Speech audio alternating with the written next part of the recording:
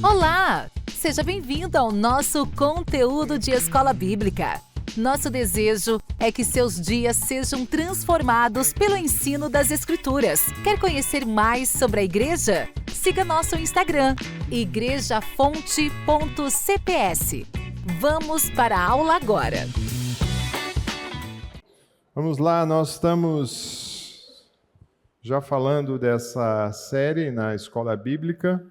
Ela quase que complementa um pouco aquilo que nós temos aprendido nos cultos, né? Então, com esse tema, sejam fortalecidos em Efésios 2:10, e depois tem uma sequência. Acho que podia baixar um pouquinho, Marcão, se você puder. Obrigado. Hoje o nosso tema, o nosso assunto a ser tratado é o exercício das práticas espirituais, tá? Talvez você olhe assim, puxa, mas esse assunto é um assunto que muitas vezes eu já sei, já pratico, mas quantas vezes nós precisamos ser relembrados dessas verdades? São verdades que muitas vezes você conhece desde o momento que você encontrou o Senhor Jesus. Já falaram para você que você precisa ler as Escrituras, que você precisa orar, que você precisa meditar nela, que você precisa ter essas práticas espirituais, mas quantas vezes nós somos negligentes com esse assunto? Então, o papel de hoje dessa aula é poder lembrar-nos, e não vou ter a pretensão de falar, nossa, você vai descobrir algo novo. Não. Quero incentivar vocês, aqueles que já praticam, continuar praticando com bases bíblicas, e aqueles que ainda não praticam, começarem a praticar. Muito bem, quando você olha uma imagem como essa daqui, desses personagens que eu coloquei aqui, um atleta correndo, os pilotos ali de Fórmula 1, um homem ou um músico que toca um violino, um cirurgião, o que tem em comum deles? Bom, você pode falar, eles são seres humanos, né? Lógico, tudo bem, isso tem em comum. Mas o que eles precisam e o que eles fazem para serem bons naquilo que eles fazem? Perseverança, treino, disciplina, o que mais? Dedicação, constância ou perseverança, que foi dito aqui na frente, precisa disso. Não adianta nada um atleta, um esportista falar assim, não, eu quero ser um atleta de ponto, de destaque, mas eu vou treinar uma vez por semana. Não vai ser um destaque, né? O camarada quer ser um excelente profissional na área médica de saúde e ele não estudar, ele não praticar. Não vai ser. Um músico aqui, se ele não treinar, não praticar, não vai ser. Então isso aponta para nós, né, que nós como filhos de Deus precisamos de fato praticar essas verdades ou essas disciplinas espirituais. É muito importante você vir ao culto, ótimo. Essa turma que está aqui, normalmente, ela faz a classe da escola bíblica pela manhã e o culto à noite. Mas será que uma vez por semana sendo alimentado é suficiente? Não é. Tá? Não, mas ainda eu tenho no meio da semana. Ótimo, mas precisamos do alimento espiritual diariamente. Não é uma vez na semana ou a cada 15 dias. Não, precisa ser diário. Então o meu objetivo é incentivá-los, né, a essa prática desses exercícios, ou dessa prática, dessa perseverança das virtudes espirituais, ou das disciplinas espirituais que nós precisamos. Então nós vamos, nesse primeiro momento aqui, abordar algumas verdades e vamos trabalhar com isso. Nós vamos aprender quais são algumas dessas práticas. Para alguns, podem ser bem comuns, pode não ser novidade, mas para outros pode ser novidade, nós vamos falar. Nós vamos falar em que essas práticas ajudam no meu processo de santificação. Depois de salvos em Cristo Jesus, nós temos uma caminhada aqui nessa vida, até chegar no estado final, na glória. Então, será que elas ajudam na minha santificação? Outra verdade que nós vamos aprender também, como integrar. Porque uma coisa é você falar que é importante ler as Escrituras, orar, praticar as Escrituras.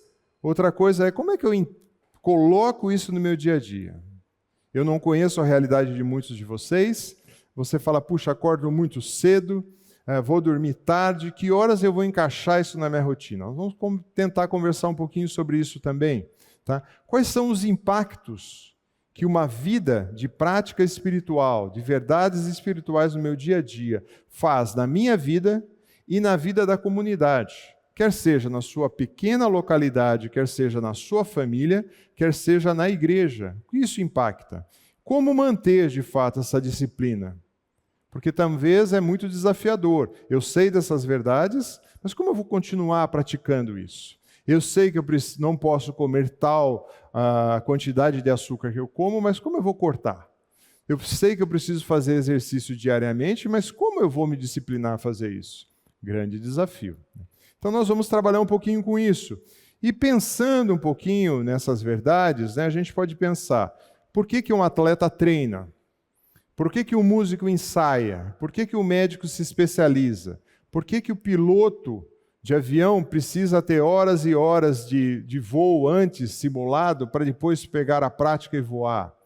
Por que o motorista precisa ter aula de volante? Por exemplo, a primeira vez que você foi dirigir, não sei se você, mas no meu caso, eu ficava olhando para tentar trocar as marchas. Você fala, não, eu aprendi a dirigir no carro automático. Beleza, né? Fácil, né? Mas eu ficava olhando para tentar trocar as marchas para ver se era aqui mesmo. Só que quando você olhava para trocar a marcha aqui, o que acontecia com o volante?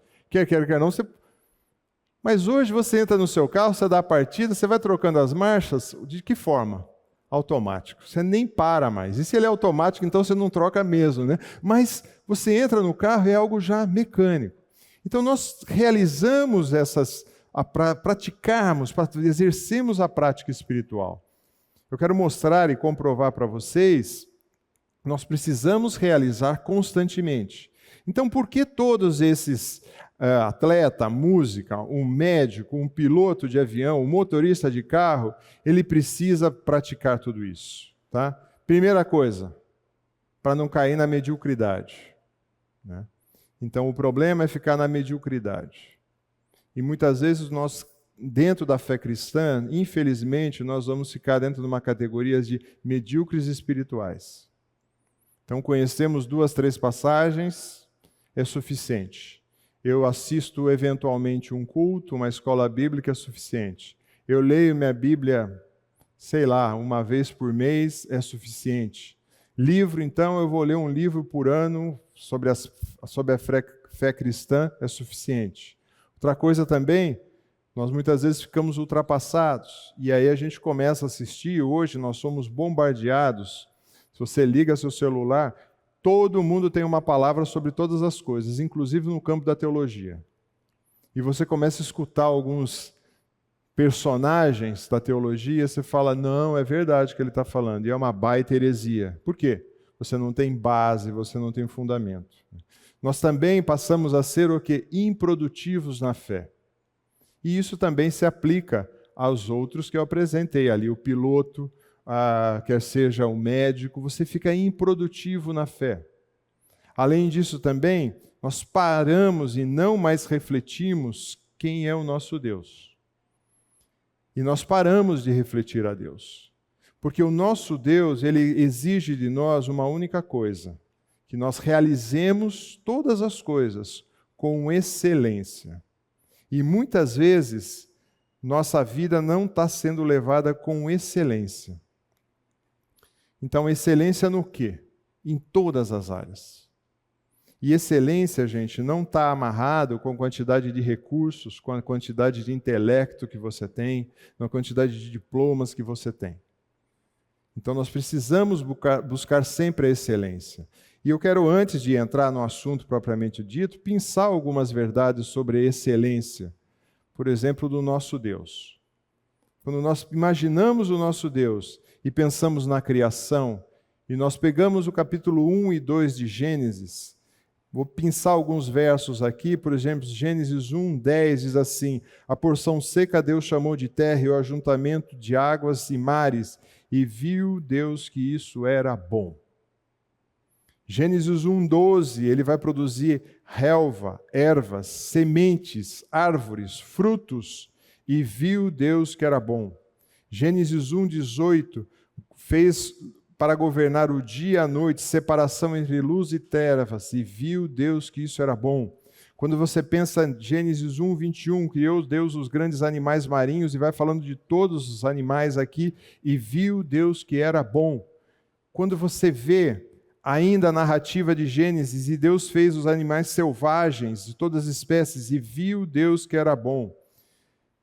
E Deus, depois que fez tudo, que criou tudo, Ele fala, é muito bom. E quando nós olhamos a natureza, desde um pequeno inseto até o animal mais lindo, quando nós olhamos a flora, a fauna, nós falamos, que coisa maravilhosa, excelência. Quando Deus pede para o seu povo construir alguma coisa, e logo lá nos primórdios Ele pede em Êxodo para construir um tabernáculo. É muito interessante que quando Ele vai começar nessa construção do tabernáculo, uma estrutura que seria móvel, uma estrutura que seria desmontada e montada a todo tempo, até achar um local de assentamento.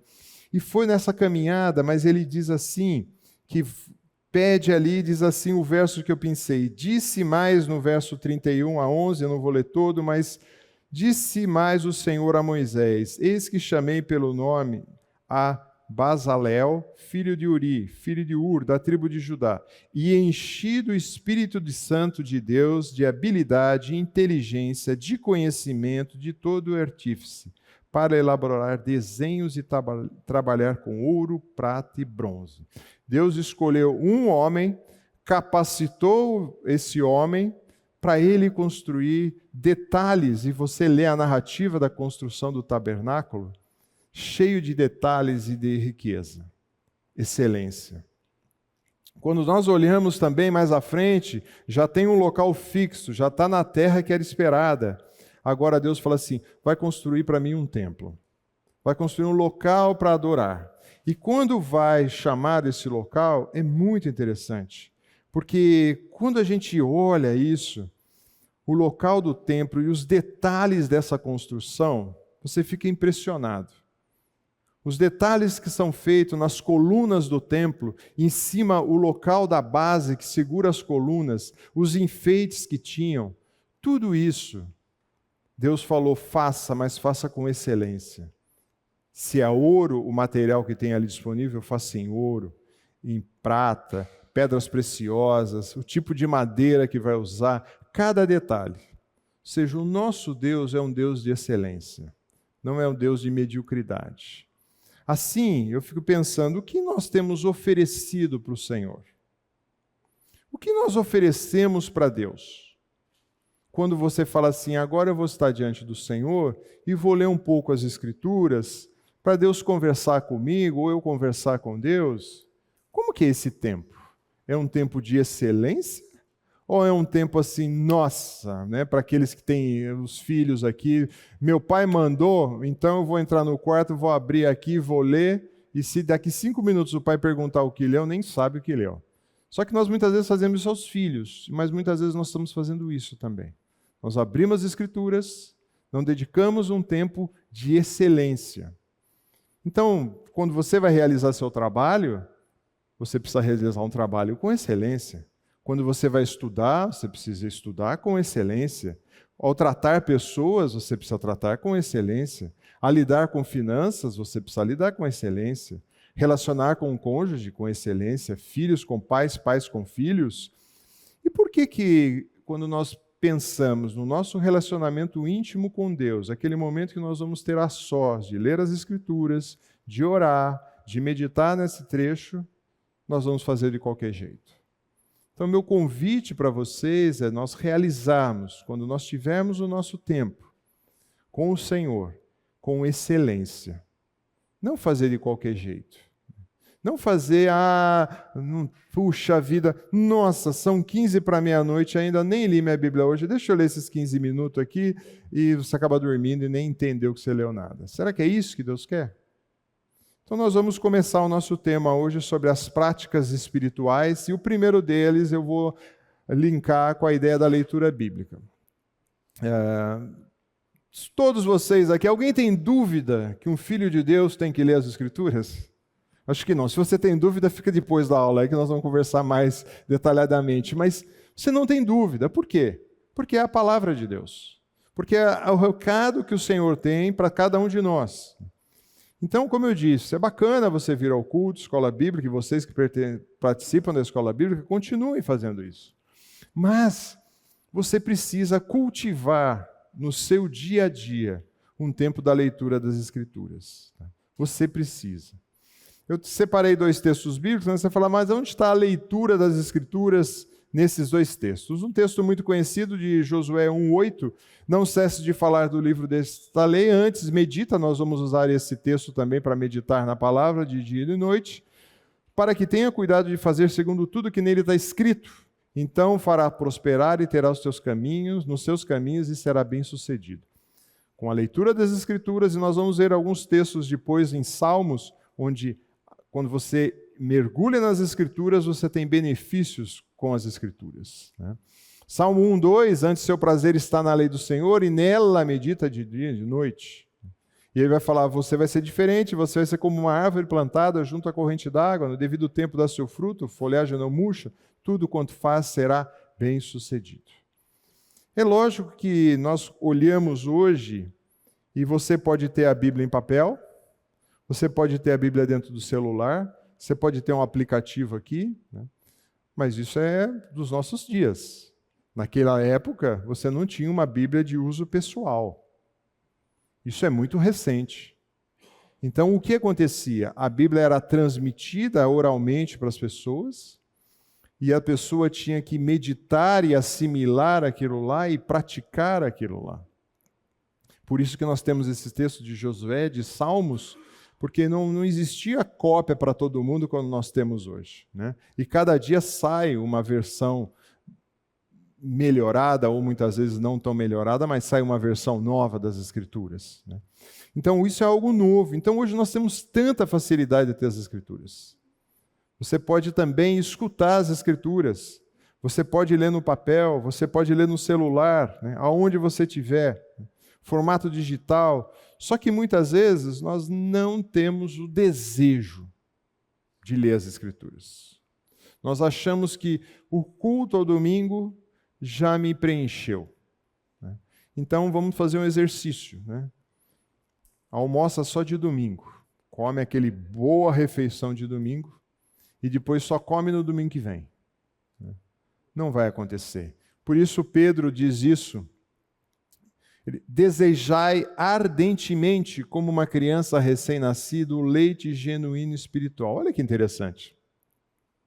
Para vocês que são pais, ou são tios, ou que convivem com o bebê, quando o bebê está com fome chorando, pode argumentar o que for. Pode falar, pode fazer graça, pode fazer o que você quiser. Só vai sossegar a fome daquela criança quando ele tomar o leite. Só assim. E Pedro está dizendo para nós aqui, você tem que desejar, como uma criança deseja desesperadamente se alimentar. Um leite, só que ele fala aqui, um leite espiritual, ou seja, a palavra de Deus que é dado para crescimento. E que já tendes a experiência de que Deus é bondoso, ou seja, você vai com a palavra de Deus, ao ler a palavra de Deus, crescer com o Senhor. Nós temos, quase todos nós aqui da igreja que está envolvido com aconselhamento sabe disso. O primeiro conselho que a gente dá para as pessoas é qual? Você precisa ler as Escrituras diariamente. Você precisa reforçar o seu tempo de oração. Você precisa, muitas vezes, anotar essas coisas que você está fazendo no dia a dia para meditar e ler nas Escrituras. Então, é impressionante. A gente dá esse conselho, porque o papel é aconselhar, e depois de uma semana, 15 dias, você encontra com a pessoa e fala, você leu a sua Bíblia esses dias? Qual é a resposta? Infelizmente, a resposta é não. Aí você fala assim, eu uso essa analogia. Vamos imaginar que você vai no médico. Você vai ao médico, chegou lá no cardiologista e falou assim, você precisa tomar esse remédio que você está com a sua pressão arterial elevada. Tome esse medicamento. Tá? Aí, Depois de 3 meses, você volta para uma avaliação, o médico afere a sua pressão e descobre que está alta. Você está com a pressão alta. Doutor. Você tomou a medicação que eu falei? Não, não tomei. O que o médico vai falar para o camarada? Vai pegar uma marreta e dar na cabeça e falar. Então, muitas vezes, no aconselhamento bíblico, ou para ajudar pessoas, a gente fala, você lê sua Bíblia? Não. Ué, como é que é mudar? É difícil, gente, é difícil. Então, quando nós pensamos na leitura das Escrituras, quando você está lendo as Escrituras, talvez você vai ter dificuldade. Eu vou dar um roteirinho aqui que talvez possa te ajudar um pouco na hora que você estiver lendo, para que você se concentre. Agora, qual horário você vai ler? Eu não sei. Qual momento do dia? Qual trecho você vai ler? Você vai escolher. Quer uma dica? Começa com Salmos. Quer uma dica ainda para começar o primeiro dia do mês? Começa a ler 1 Provérbios por dia. Em 31 dias você lê o Provérbios inteiro. Hoje, então, começo do ano, talvez você já fez um propósito no final do ano. Vou ler minha Bíblia esse ano, né? Então, se você hoje não estiver no capítulo, acho que já acabou Gênesis, né? Você já está atrasado. Então, acelera, né? Então, você tem formas para ler, como você vai. Mas quando você estiver lendo, talvez algumas dicas que possam te ajudar. O que o autor quer dizer com esse trecho? Não depende, você pegar números e começar aquele monte de nome, né? Você fala, o que o autor quer dizer? Nome. Talvez você deva pular essa parte. O que essa passagem ensina sobre Deus? Porque foi ele que escreveu as Escrituras. O que essa passagem está ensinando sobre Deus? Existem pecados ao ler essa passagem que eu devo confessar ou eu devo evitar? Então, quando você olhar para as Escrituras e estiver fazendo... mas isso é um estudo ou um devocional? É o seu devocional. É o seu tempo de intimidade com o Senhor. Existem mandamentos aqui que está sendo dito que eu devo obedecer? Existe também ali exemplos que eu devo seguir ou não? Tem também o que tenho que fazer para ser obediente. Existe atitude, hábitos, prioridades que eu preciso mudar ou agregar? Então, quando nós olhamos isso, quando você estiver lendo as Escrituras, não lê simplesmente rodando as páginas. Talvez você tenha que mergulhar um pouquinho mais. Uma vez eu cheguei para um jovem, convidei ele para fazer um discipulado. Falei, vamos fazer um discipulado, tal? Ele era recém-casado ainda, tal, vamos fazer um discipulado e eu gostaria de estimular vocês a ler a Bíblia. Ele falou assim, não. Falei, como não? Não, porque eu já li a Bíblia uma vez e já é suficiente. Eu falei, o quê? Você leu uma vez a Bíblia e acho que está bom para o resto da vida? Eu sei de gente aqui que já leu 20, 30, 40 vezes as Escrituras. E quando você olha, você fala assim, nossa, de novo, olha esse texto aqui, parece que foi colocado hoje. Então como é que você fala que você leu uma vez? Né? Não dá. Teve um outro... infelizmente, participante, membro da nossa comunidade, que eu chamei eles para um bate-papo, porque eles estavam ausentes. E quando eu cheguei, ele falou assim, nós paramos de vir porque o nosso filho, quando ele lê a Bíblia, ele fica fanático. Eu falei, explica um pouco. Não, ele lê a Bíblia e fica com umas ideias assim e tal. Então eu, como pai, falei para ele, você não deve ler a Bíblia. Eu quase caí da cadeira, falei assim, meu Senhor, que tipo de cristão nós estamos vivendo nos dias atuais?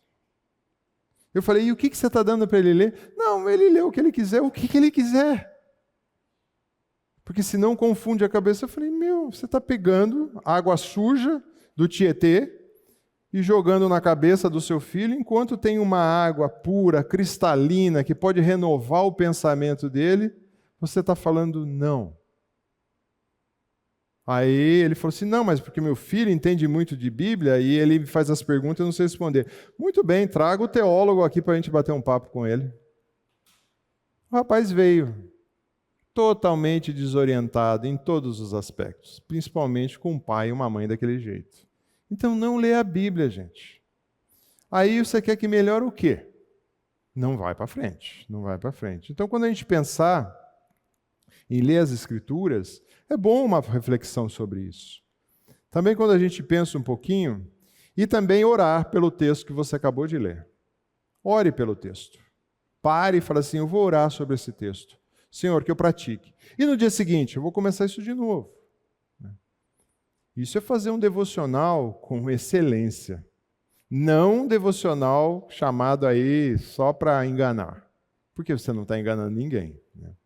Quando nós pensamos também em algumas passagens das Escrituras, eu deixei assim, você tem uma passagem bíblica, tem uma ação humana, algo que Deus fala, você precisa fazer.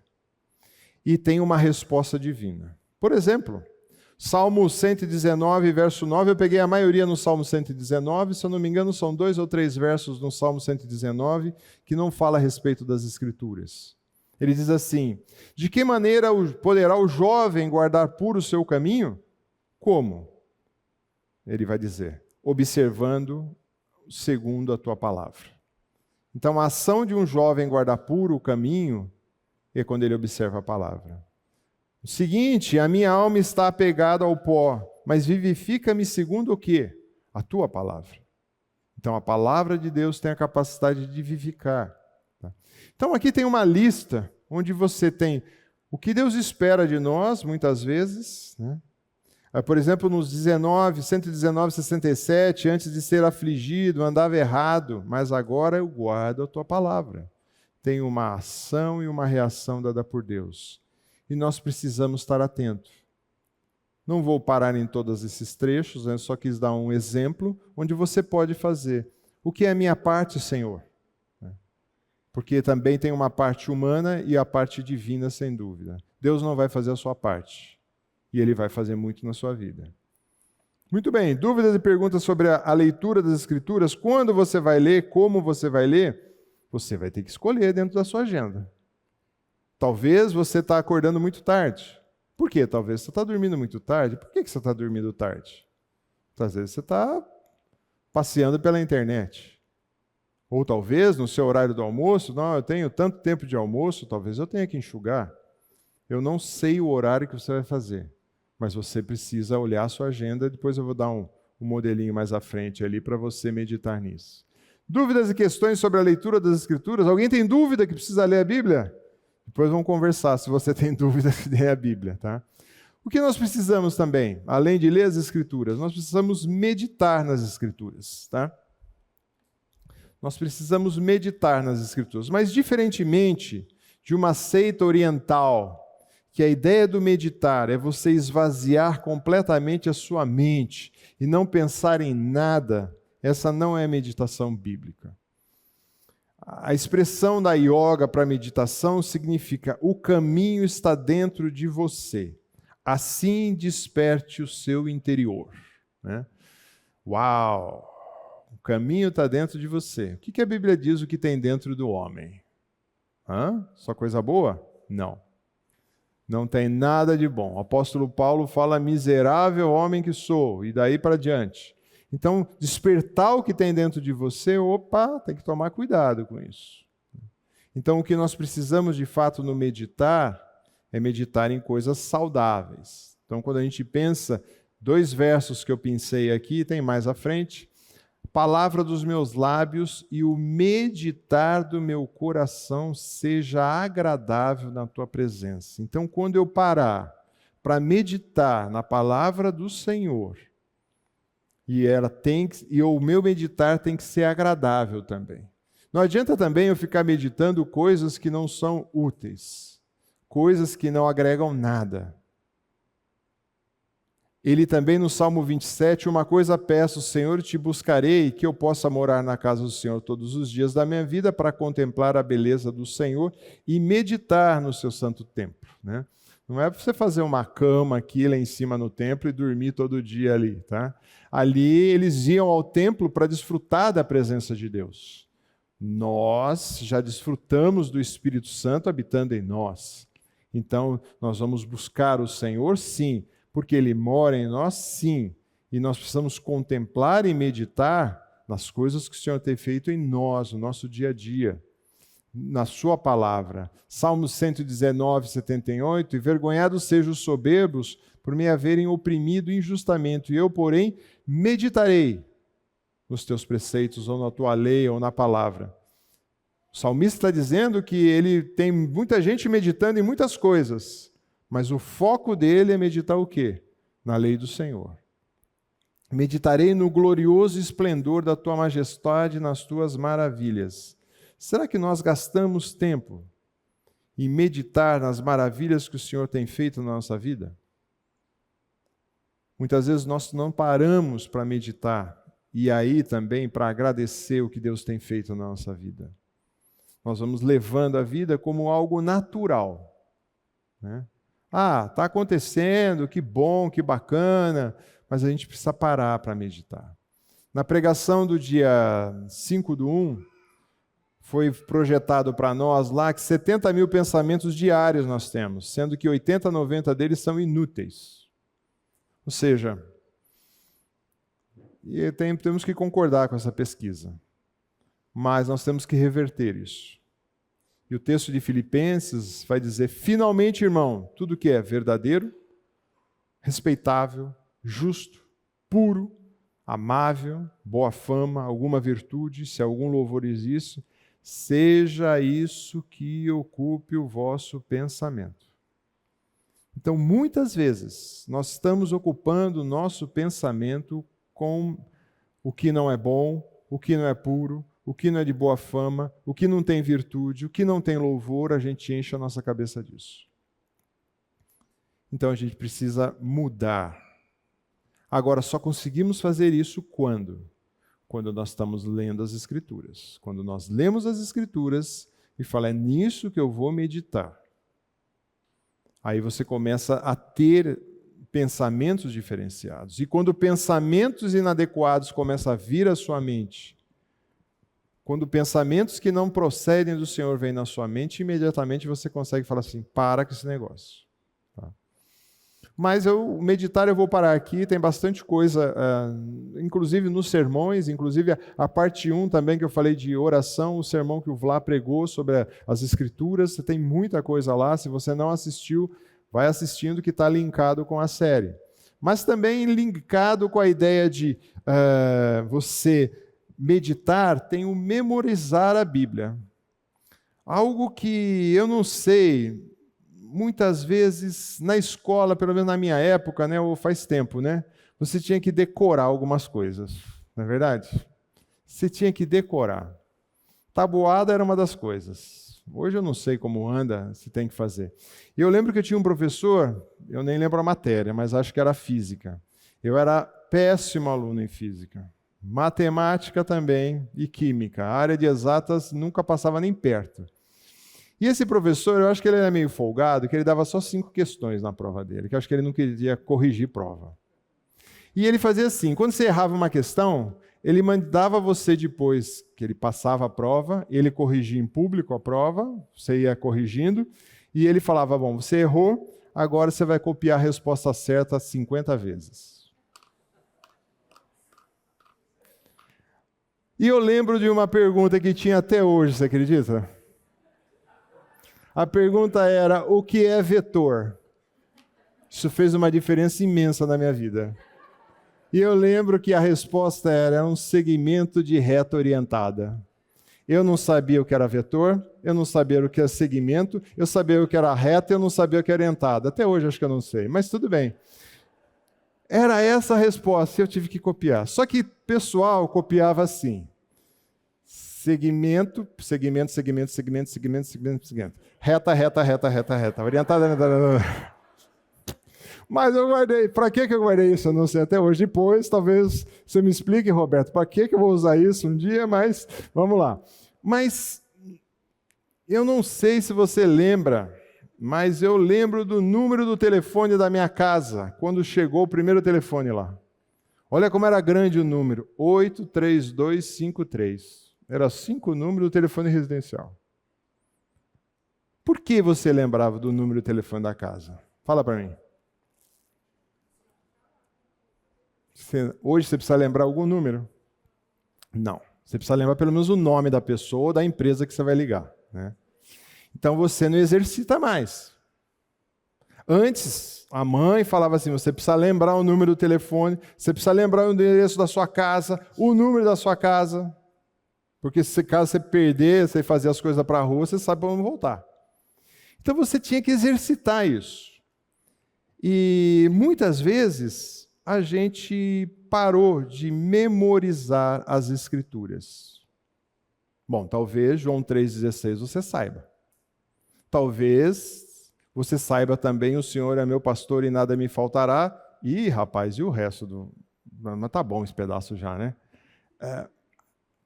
O fato também, muitas vezes, das facilidades de nós termos a Bíblia, até mesmo no celular, é uma ferramenta fantástica. Mas eu não sei você, mas o meu guardar é muito visual. Então, quando eu tenho minha Bíblia de papel, é muito mais fácil saber onde está aquilo lá. Né? Então você vai ter a mesma Bíblia desde que você converteu há 40 anos atrás? Não, você vai trocando a Bíblia, mas você vai refletindo sobre aquilo. Então, o memorizar foi algo que foi jogado fora. Então, eu quero trazer alguns benefícios de nós memorizarmos. Por exemplo, o primeiro deles é enfrentarmos as armadilhas que o inimigo coloca na nossa frente. O episódio que eu pego aqui é o Senhor Jesus diante de Satanás na tentação. Mateus capítulo 4. Seguir Jesus foi levado pelo Espírito ao deserto para ser tentado pelo diabo. Depois de jejuar 40 dias e 40 noites, teve fome. Então o tentador se aproximou e disse: Se és o Filho de Deus, manda que essas pedras se transformem em pão. Da onde o diabo tirou isso? Se és o Filho de Deus... Você está dizendo que é das próprias palavras que Jesus já tinha dito, que eu sou o Filho de Deus. E Jesus responde com o quê? Sai para lá, coisa ruim. O que ele usa? As Escrituras. Deuteronômio 8:3. Está escrito, não só de pão viverá o homem, mas de toda a palavra que procede da boca. Jesus usou Deuteronômio 8:3 para responder ao diabo. Aí o diabo, muito esperto, então o diabo levou a cidade santa, colocou no pináculo do templo e disse: se é filho de Deus, atire embaixo, porque está escrito. O que o diabo usou? Parte das Escrituras. Aos seus anjos ordenará a teu respeito que te guarde, e eles te sustentarão nas suas mãos, para que não tropeçarem em pedra alguma. Foi isso que o diabo disse. E Jesus disse, Salmo 91, 9-10, nenhum mal sucederá, praga nenhuma, o diabo usa esse, tá? Nenhum mal te sucederá, praga nenhuma chegará à tua tenda, porque os teus anjos dará ordem a teu respeito para que guarde em todos os teus caminhos. Há uma diferença sutil. O diabo joga esse versículo, mas na realidade o que está acontecendo aqui? O versículo fala que enquanto você estiver na sua caminhada, na sua jornada diária, no seu trabalho, nos seus afazeres, Deus vai dar ordem para proteger você. O diabo faz uma ação diferente. O diabo coloca ele no local mais alto e fala, pula, que os anjos vão segurar. Por isso Jesus responde com as Escrituras. Também está escrito, não tentarás o Senhor teu Deus, porque você jogar de um lugar alto é tentação, não é o seu caminhar normal. Então Jesus usa Deuteronômio 6:13. Aí o diabo leva depois ele para um outro local, né? Mostra todo o poder, todo o mundo, toda a glória e diz, posso te dar tudo isso daqui. Ele usa, se me prostrar. E ele vai usar, o diabo usa João 12:31, chegou o momento de ser julgado esse mundo e agora o príncipe desse mundo. Porque foi dado ao diabo governar todo esse mundo. E Jesus responde, está escrito, ao Senhor seu Deus adorará. Deuteronômio de novo 6:13 e Deuteronômio 10:20. Então, quando o inimigo te tentar, o que você vai responder? Se você não tiver a Bíblia na mão, o que você vai responder? O que está guardado aí no seu banco de memórias? Então, para enfrentar essas armadilhas, nós precisamos ter a palavra memorizada. Outra questão também que nos ajuda muito, ela nos fortalece na fé. Tá? Vou só ler esse texto e a gente sai para tomar um cafezinho. Quando nós meditamos ou memorizamos as Escrituras, lendo as Escrituras várias vezes, repetidas vezes, essas verdades começam a fazer parte da nossa vida. Então, Provérbios diz assim, preste atenção e ouça o ditado do sábio. Aplique o coração ao seu ensino. Será uma satisfação guardá-los no íntimo e tê-los todos os dias, tê-los na ponta da língua. Opa! Você guarda no seu íntimo e você tem na ponta da língua para você poder o quê? Ser forte na fé, para responder aos desafios. Então, quando você chegar diante do seu supervisor e ele falar assim, você que vai ter que alterar o relatório hoje, o que você vai falar? Tudo bem, eu vou alterar o relatório. Depois ficar com uma culpa danada e ter que confessar? Ou você tem a palavra de Deus passeando na sua cabeça que fala, opa, isso não é verdadeiro, não é justo. Então, infelizmente, chefe, não vou adulterar. Quando seus colegas de classe falam, não, só colar um pouquinho, não faz mal. O que é isso? É mentira. Então, por isso é importante de memorizar. E também eu vou, só mais um, a gente sai para o café. Desculpa, tem mais dois, tá? Quando você vai testemunhar para alguém, ou quando você vai aconselhar alguém, é bom que os textos bíblicos estejam na tua cabeça. É lógico, você se prepara antes. Então, quando você testemunha para falar para alguém, o texto de Pedro diz assim, antes, santificai a Cristo os vossos corações, estando sempre preparados, ou seja, pronto para a ação, para responder àqueles que têm que pedir a razão da esperança que está em você. Talvez tenha locais em que você não vai ter uma Bíblia perto, disponível, mas você tem que estar pronto para aconselhar. Não o que você acha. Muitas vezes a pessoa senta pedindo um aconselhamento, o meu desejo é falar para ela o que eu acho. Seria tão bom você fazer isso. Esses dias mesmo, estou conversando com uma pessoa, eu falei, cara, eu queria dar outra resposta para você. Minha resposta seria favorável a você, mas eu tenho que dar a resposta que Deus está dando. E Deus não é favorável a isso que você está fazendo. Então, por quê? Aí eu tenho que falar o porquê das Escrituras, aonde está nas Escrituras. E o memorizar me ajuda a isso. E também aí uma retroalimentação.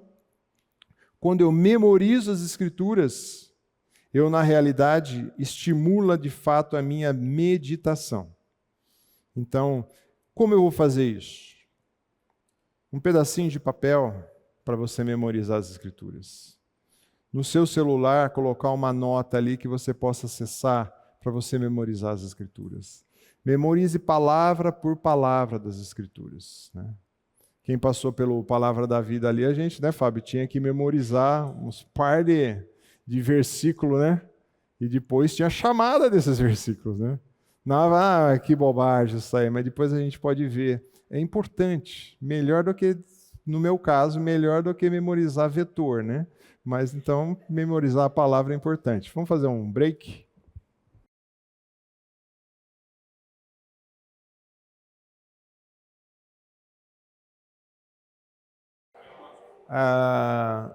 Lógico que o memorizar, você tem, não dá para a gente mergulhar tão fundo nele, porque você estaria quase só uma aula só para a gente falar um pouquinho sobre memorizar e as técnicas que você pode ter e adquirir para memorizar.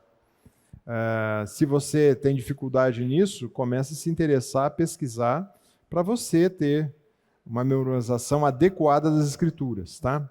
Uma outra prática também espiritual, e todos vocês conhecem, sabe o quanto ela é importante, é a oração. Só que muitos chegam, muitas vezes, e falam assim, mas para que preciso orar? Se Deus sabe todas as coisas, será que eu vou mudar a vontade de Deus? É lógico que você não vai mudar a vontade de Deus. Você não vai fazer que Deus mude de fazer o que Ele tem que fazer.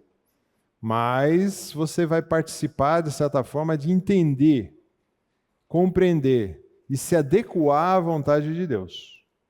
Então, a prática da oração, e a gente vê várias vezes, se não fosse importante orar, o Senhor Jesus não tinha parado várias vezes para orar. Ele poderia ter falado assim, não preciso orar. Mas ele parou várias vezes. Então, quando a gente olha o exemplo do Senhor Jesus em Mateus 26, ele foi com seus discípulos para um lugar chamado Getsêmani e lhes disse, sentai aqui enquanto vou ali orar. Ele saiu para orar. Levando consigo Pedro, os 2 filhos de Zebedeu, começou a entristecer-se e angustiar-se, dizendo então: a minha alma está profundamente triste, numa tristeza mortal. Fique aqui e vigiem comigo, ou seja, continue orando. Indo um pouco mais adiante, prostrou o rosto em terra e orou: meu pai, se for possível, passa de mim esse cálice, contudo não seja o que eu quero, mas sim o que tu queres. Então voltou aos seus discípulos e encontrou dormindo. Vocês não puderam vigiar comigo nem por 1 hora. Caíram no sono. Perguntou ele a Pedro: vigie e orem para que não caia em tentação. O espírito está pronto, mas a carne é fraca. Retirou-se outra vez para orar: meu pai, se não for possível passar de mim esse cálice, sem que eu beba, faça-se a tua vontade. Então é muito interessante a gente ver esse exemplo do Senhor Jesus. Ele sabia que ele ia passar pela cruz. Ele sabia que ali ia ter remissão dos pecados. O que ele não tinha experimentado ainda em toda a eternidade era a separação da Trindade. E ele falou: se depender de mim é bom, eu não quero nem passar por isso. Mas a oração dele sempre tem uma questão: sua vontade. Submissa à vontade do Pai. Então, quando nós pensamos nisso, oração, será que ela é necessária para nós? Então, quando nós olhamos textos bíblicos, o Senhor vai dizer assim: quando vocês orarem, não está falando assim que você não vai orar, já está pressupondo que você vai orar. De novo, mas quando vocês orarem, Mateus 6 vai falar da oração e eu vou falar um pouquinho dela já na frente, vocês oram assim. Lucas vai dizer: peçam, buscam e batem, no sentido de vocês precisam orar, vocês precisam pedir. Nós vamos ver também, então Jesus contou aos seus discípulos, eles deveriam orar sempre. Então a oração é algo que é necessário para a nossa vida? Sem dúvida é. Por que ela é necessária? Por alguns aspectos. O primeiro deles é que ela deve ser uma atividade. Uma atividade no sentido de eu preciso ser algo ativo. Precisa ser algo prático. Quando olhamos Colossenses 4:2, perseverai na oração, a ideia é ficar atento, ficar continuamente na oração. E muitas vezes nós falamos assim: mas como que eu vou orar? Será que tem um lugar certo? Será que tem gente que tem mais poder na oração? Será que tem um local? Será que tem uma forma? Será que eu tenho que orar sentado, ajoelhado, deitado, prostrado? Como é que é isso? Peguei alguns exemplos aqui que você vê, por exemplo, em Êxodo 8, Moisés ora na presença do faraó. Ele está ali chegando com o faraó, ele ora. Quando você vê em Reis, o rei está prestes a morrer, o rei Ezequias, ele vira para a sua parede, possivelmente ele estaria na cama, e ele ora, para que, se possível, Deus acrescentasse um pouco mais de anos de vivência para ele, e ele teve isso, foi aceita essa oração dele. Você vê, por exemplo, Jonas ora onde? Dentro do ventre do peixe, no fundo do mar. Então, quando você pensa também, Pedro de joelhos, está orando em Atos capítulo 9, verso 40. Neemias, quando está na frente do rei, ele vai pedir alguma coisa para o rei de bate-pronto pergunta: o que você quer? Por que seu rosto está triste? E ali, possivelmente, ele faz uma oração silenciosa e para pedir o que ele tinha que pedir para o rei. Quando você vê Daniel entra no seu quarto, ele fazia isso como uma prática 3 vezes ao dia, ele entrava no seu quarto e de joelhos ele orava. Quando você vê Paulo e Silas, eles estão presos em troncos e cadeias, e eles estavam orando. Então, quando a gente pensa na oração, eu peguei algumas, mas tem muitas orações. É uma atividade, uma prática que esses homens de Deus fizeram e que nós devemos fazer. E a oração, gente, não tem desculpa.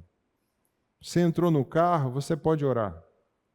Você está indo para casa, você está fazendo um exercício físico, você pode estar caminhando, você está aonde for, você pode parar e orar. Tá? É uma atividade importante. Também a oração é um relacionamento. Quando nós olhamos Tessalonicenses, dizendo assim, orai sem cessar, ou orar continuamente, não significa que você não vai fazer mais nada na vida, você vai para um local remoto, escondido na montanha, e vai ficar ali o dia inteiro orando. Não é isso. Tinha uma amiga nossa, e era muito interessante, do grupo do Prossigo, e ela, volta e meia, ela esbarrava em muçulmanos. E uma vez na faculdade aqui na Unicamp, cruzou com um muçulmano, o muçulmano viu que ela era cristã, e falou assim, você é cristã? Sou. E quantas vezes você ora por dia? Porque nós, muçulmanos, oramos, acho que 5 vezes por dia. Aí ela parou, pensou, né? Ela virou para ele assim, eu oro sem cessar. Aí o cara levou um susto, falou, conta mais, o que é isso? Né? Ele falou assim, eu não preciso parar num local, ajoelhar, virar para o lado certo. Eu posso orar na minha caminhada aqui dentro do campus, antes de começar uma aula, no intervalo na aula, né? E é interessante que depois ela foi fazer o intercâmbio, ela cruzou de novo com mais muçulmano e talvez tenha um ministério aí com muçulmano, mas a oração é relacionamento com Deus. Então tem gente muitas vezes que vai orar, precisa impostar a voz, fazer todo, vamos dizer assim, o currículo de Deus, soberano, Deus das alturas, Senhor, tal, tudo bem. Se é o perfil da pessoa, mas você querer imitar isso para achar que é mais poderosa a oração por causa disso? Não. Né? Hebreus vai dizer, sendo assim, aproximemo-nos. A ideia de proximidade, a ideia de estar próximo, do trono da graça com toda a confiança. A ideia é, nós nos aproximamos de Deus com essa confiança, para receber misericórdia, encontrar graça, para nos ajudar no quê? Nos momentos de necessidade. Foi prometido para cada um de nós. Não vai ter tranquilidade nesse mundo. O Senhor Jesus prometeu nisso. Prometeu, no mundo tereis aflições. Mas, tende bom ânimo, né? Que eu venci o mundo, eu estou com vocês, e essa é a promessa que tem. Então, na realidade, nós não temos essa promessa, vai tudo mar de rosa. Por isso, nós precisamos nos relacionar com Deus. Senhor, é isso mesmo? Tem alguma coisa errada na minha conduta? Por isso eu estou passando por isso? Ou o Senhor quer fazer com que eu passe por isso mesmo? Então, quando a gente está nesse momento de oração, de relacionamento, pode ser que surjam algumas barreiras para esse relacionamento. Primeira barreira que pode faltar, a barreira da disciplina. Falta disciplina para você. Falta você reservar um tempo para orar. Mas você falou que eu posso orar em qualquer lugar? Sim, mas muitas vezes você não faz. Você entra no carro, automaticamente o rádio já liga, você vê a notícia, você vê a reportagem, você escuta a música e você podia estar orando. Você vai ter uma reunião importante, talvez uns minutinhos antes você orar por essa reunião, quer seja com o seu supervisor, seu funcionário, seu aluno, seu professor, você pode orar. Uma conversa que você vai ter com o marido, com a esposa, com os filhos. Então falta essa disciplina. Muitas vezes você talvez vai ter que reservar um dia, um momento na sua agenda. Quando você olha grandes homens da história da fé cristã, eles tiravam, às vezes, horas para fazer isso. Eles levantavam mais cedo, buscavam um local silencioso para estar fazendo a prática da oração. Então a gente precisa criar hábito dessa disciplina. Falta muitas vezes também uma proximidade com o Senhor, porque você chega e vai falar o quê com Deus? Então você faz aquela oração, então Senhor, tu sabes todas as coisas, né? E amém. Talvez falte um relacionamento mais próximo de você com o seu pai. E talvez você tenha que conversar as coisas com Deus. Mas Deus não sabe? Deus sabe. Você não precisa conversar. E nem precisa convencer Deus. Mas é relacionamento. Os pais, vocês que são pais de filhos pequenos, vocês sabem os que os filhos fazem, principalmente quando seus filhos aprontam coisas. Aí ele chega para você, mas você quer o quê? Quer escutar ele falar. Isso chama relacionamento. Então, falta de proximidade. Né? Talvez você não entenda essa necessidade real de orar. Eu não preciso orar. Preciso orar e nós já falamos isso.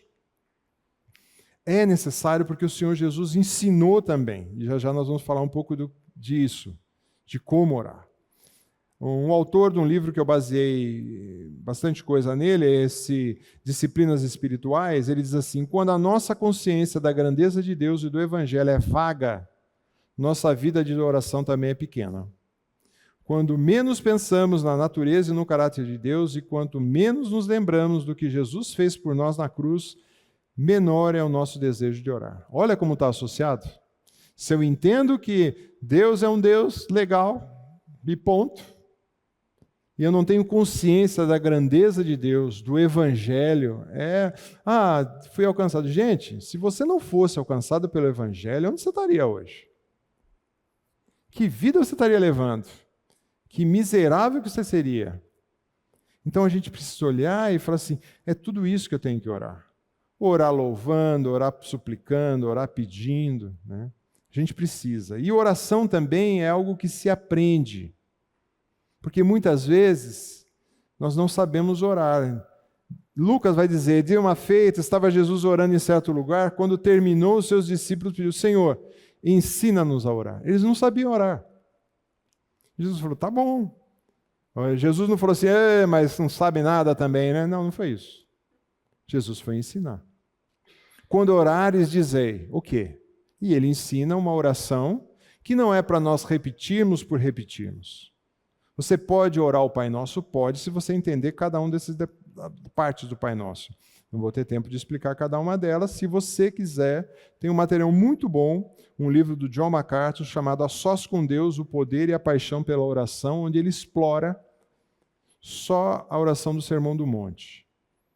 Então ele vai dividindo por pedaços, né, falando primeiro o que Jesus faz nessa oração. Né? Ele fala da santificação do Pai, do Deus, quem é Deus, né? Fala do reino de Deus, fala do nosso pão cotidiano que nós precisamos também, fala de perdoar os nossos pecados, fala de nós perdoarmos os outros, né?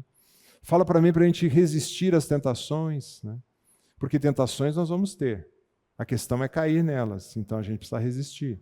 Então quando a gente pensa nisso, né, é uma exaltação ao Senhor, então a gente precisa aprender a orar. E eu não sei quantos de vocês, mas eu tenho grupos de discipulado e tenho alguns grupos de discipulados que as pessoas são recém-convertidas. Gente, a oração é uma oração, parece uma oração de uma criança, mas é uma criança espiritual. E graças a Deus por isso, está crescendo em intimidade com o Pai. Então a oração se aprende também. Mas também tem a questão das suas orações quando elas não são respondidas, né? E aí isso daí frustra a gente um pouquinho só, né? Só um pouquinho, né? Quando a gente faz as orações e... Então, por exemplo, eu quero dizer para você que Deus ouve todas as nossas orações. Ele ouve. Não significa que Ele vai atender, mas que Ele ouve, ouve. Por exemplo, o Salmo 65, ó tu que ouves a oração. Sabe, porém, Senhor, que distingue para si o piedoso, o Senhor me ouve quando clamo. A certeza do salmista. Amo o Senhor porque Ele ouve a minha voz e as minhas súplicas. Ele ouve. Daniel vai dizer, ó Senhor, ouve, perdoa, atende-nos e age. Então o Senhor ouve a oração de cada um de nós. Mateus 7 vai dizer, pedi, dar-se-vos-á, buscais e acharei, bater e abrir-se-á. Todo que pede, recebe, o que busca, encontra, o que bate, se abre. Então, por que será que as minhas orações não são respondidas? Então, primeira coisa, sim, Deus ouve as nossas orações e não atende por alguns motivos. Primeiro motivo, tá? Você faz um pedido fora da vontade de Deus. Então, voltemos lá na primeira prática. Qual que era? Leitura das Escrituras. Eu preciso conhecer qual é a vontade de Deus para a minha vida. Porque talvez você está pedindo algo fora da vontade de Deus. Para aqueles que estão na fase aí de procurar uma companheira ou um companheiro, a vontade de Deus, você procura um companheiro ou uma companheira que seja um servo de Deus. E aí você fica orando para dar certo para aquela garota, para aquele garoto que não são salvos em Cristo, fora da vontade de Deus. E força a barra. Então, pedidos fora da vontade de Deus. Pedidos muitas vezes para Deus te ajudar no desenrolar de um negócio, mas você está fazendo por baixo dos panos as coisas. Então, fora da vontade de Deus. Muitas vezes motivos egoístas.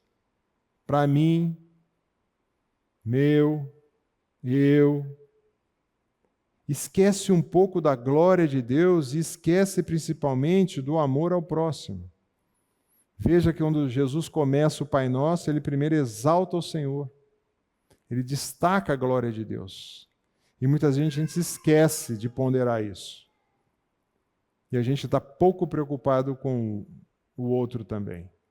E queremos só buscar o nosso interesse. Muitas vezes também é um ainda não. Deus está falando, não, ainda não é chegada a hora. Continua orando.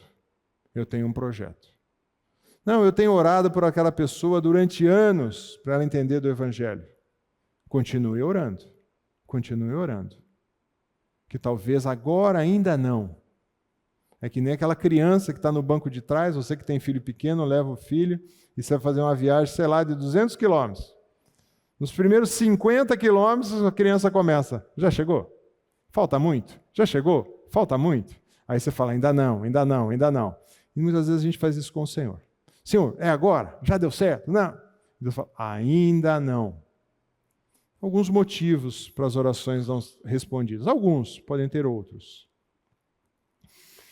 Uma prática também espiritual que a gente descarta é a adoração. A gente esquece de adorar ao Senhor.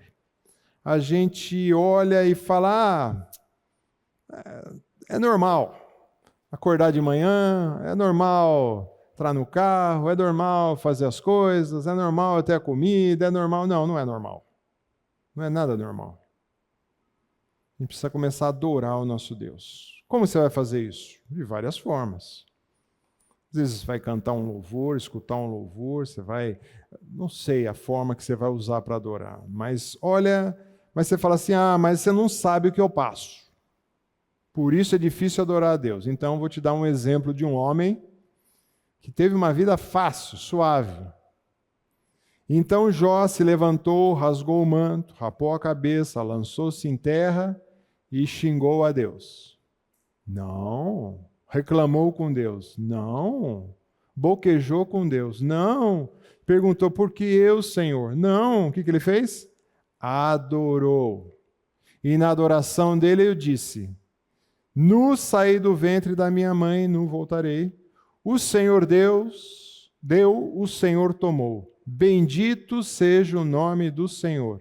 E em tudo isso Jó não pecou nem atribuiu a Deus falta alguma.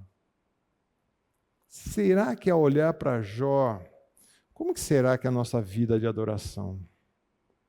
Quando alguma coisa sai do nosso controle e Deus está querendo ensinar alguma coisa, será que a gente tem essa atitude de Jó? Louvado seja o Senhor. Ou a gente esperneia até onde não dá mais. A gente reclama com Deus até onde não dá mais. Por que eu de novo? Por que comigo de novo? Então, adorar também é dar o devido valor. Valor a quem? Valor ou peso, né? A palavra aqui de adoração é porque grande é o Senhor e muito digno de ser louvado.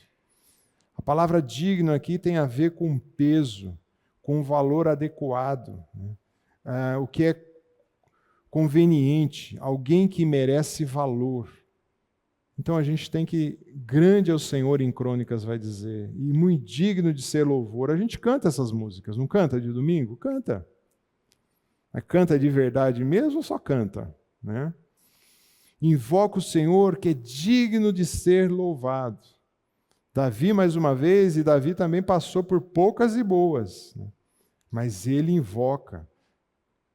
Grande é o Senhor e muito digno de ser louvado. De novo, grande e muito digno de ser louvado, porque a grandeza dele. Então nós, de fato, quando adoramos a Deus, investimos tempos de adoração por meio de palavras, quer seja quando você está no culto, quer seja quando você está sozinho, Você tem adorado ao Senhor? E adoração também, gente, não tem a ver com o local. Porque muitas vezes você fala assim, eu vou ali ao local sagrado. Olha o que o Senhor Jesus bate um papo com aquela mulher no poço, e ele diz, Senhor, disse a mulher, vejo que é profeta, nossos pais adoravam nesse monte. Entretanto, você está dizendo que é lá em Jerusalém que tem que adorar? Jesus disse à mulher, podes crer em mim que a hora vem, quando neste monte nem em Jerusalém adoreis. Vós adoreis e não conheceis, nós adoramos o que conhecemos, porque a salvação vem do judeu. Mas vem a hora chegada que os verdadeiros adoradores adorarão o Pai em quê? Em espírito e em verdade. Porque não é esses que o Pai procura para seus adoradores, Deus é espírito e importa que seus adoradores os adorem em espírito e verdade. Então não é o local físico que faz você adorar. É como anda o seu coração. Seu coração tem a verdade, o seu coração tem a palavra de Deus dentro dele, o seu coração tem o Espírito Santo livre para atuar, para você adorar a Deus. Então você tem que fazer essa avaliação. Tá? Adorar. Um exemplo que tem de adoração também, bem interessante, uma coisa corriqueira que a gente pode ver, quando Abraão manda o servo buscar uma esposa para o seu filho, e ele vai, e então o homem se reclinou e adorou a Deus e disse, consegui esse favor do Senhor. Olha, uma coisa da tarefa dele de encontrar uma esposa. Então nós precisamos usar mais da prática da oração. Tá? Mas, como eu disse, as práticas espirituais, nós já abordamos algumas práticas, nós falamos também de como ajuda na santidade, eu acho que por isso que você escutou, eu creio que isso ajuda na nossa santidade. Mas como que eu vou trabalhar essa no meu dia a dia? Eu vou tentar, não vai dar tempo, mas eu vou tentar falar algumas dessas. Como que vai ser no seu dia a dia? Primeiro, parte prática aqui. Faça o inventário das suas atividades. Faça o inventário. Como andam minhas atividades hoje? Como que será que está? O que eu tenho feito de manhã, de tarde, de noite? Descarte o que está roubando o seu tempo. O que rouba seu tempo? Passear pelas mídias sociais? Largado em frente à TV, vendo Netflix? Documentário, sei lá o quê? O que está roubando o tempo de você ter um tempo precioso com o Senhor? Como andam as suas prioridades? Está tudo de ponta cabeça? Use um calendário muitas vezes visível, tá? Às vezes a gente precisa ser visível. Um local que você vai olhar. E coisas simples. Manhã, tarde e noite, segunda, terça, quarta, domingo. Onde está aqui? Onde que eu vou investir meu tempo? Coisa simples, básica. Mas às vezes a gente não faz o básico. E a gente quer colher coisas extraordinárias sem fazer o básico. Não vai funcionar. Então você precisa de fato. Quais são as minhas atividades? O que eu preciso alinhar das minhas atividades? Uma vez, quando eu estava com os adolescentes da igreja, foi muito interessante. Faz bastante tempo, né? Hoje estão tudo casados, pai de filho e tal.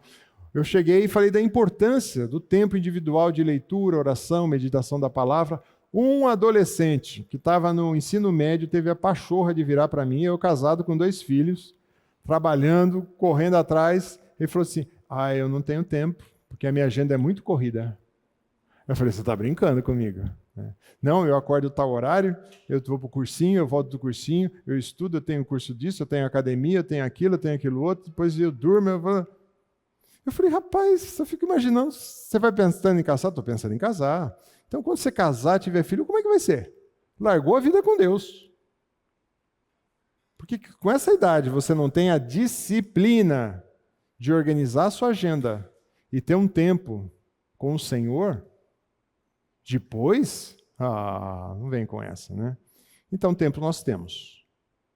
A prática da prioridades. Tempo você tem. A questão é aonde você está investindo. Esse é o grande problema.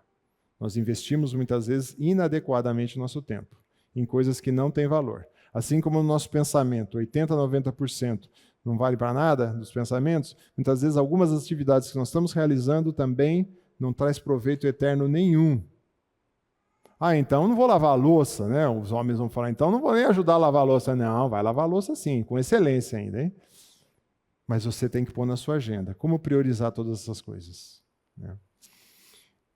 Relate o seu tempo com Deus. É muito importante, se você não tem essa prática, criar essa prática em relatar. Ajuda quando você relata o seu tempo documentando, quer seja de forma no seu computador ou num caderno de anotações, porque pela graça me foi dado, diga a cada um de vós que não pense de si mesmo além do que convém, antes pense com moderação segundo a medida da fé de Deus que repartiu a cada um. Porque quando a gente começa a anotar e fazer anotações de como anda a nossa vida e relatar até a sua oração, os seus pedidos, quer queira, quer não, você está também se autoavaliando quando você faz aquele relato. E você pode avaliar, opa, será que está indo bem minha vida mesmo? Será que está funcionando? Também quando você relata o seu tempo, ajuda a expressar, por meio da escrita, pensamentos e sentimentos que você tem com o Senhor. Porque ali você coloca o seu coração, confia nele, ó povo, de todo o tempo, derramai diante dele seu coração. Muitas vezes numa anotação, vale a pena uma anotação de papel. Papel, caneta, lembra? Papel, caneta, né? Existe ainda. Vale a pena relatar ali. Fazer um diário. Mas vou fazer um diário, isso aí, coisa, pô, onde já se viu fazer um diário? Grandes homens da nossa história, da fé cristã, relatavam em seus diários o seu relacionamento com o Senhor. Quer modernizar? Usa um computador e abre lá um documento. Meu relacionamento com o Senhor. Coloca a data e começa a escrever como é que anda isso. Então você pode relatar. Uma vez eu estava fazendo um discipulado com um homem e foi muito interessante. Ele era um executivo, mas ele comprou um caderno e começou a fazer os estudos bíblicos dele no caderno. E ele falou assim, nesse caderno aqui também eu anoto as orações que eu faço com o Senhor.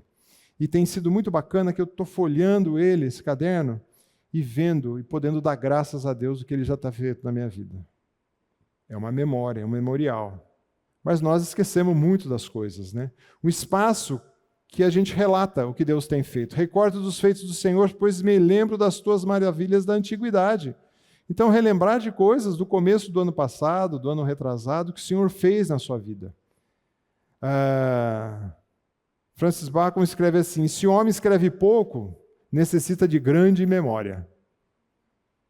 Então, você tem uma grande memória, mas vou te dizer, eu estava conversando com o Valdecir aqui, chega uma hora que a memória da gente, da idade que nós estamos, ela começa a ser muito seletiva, né? Até demais, né? Começa a jogar umas coisas fora para ter espaço para caber outras coisas, né? E nós precisamos relatar. Relate esse tempo com o Senhor. Ajuda também na criação e perseverança de herança espiritual. E ficará isso registrado para as gerações futuras.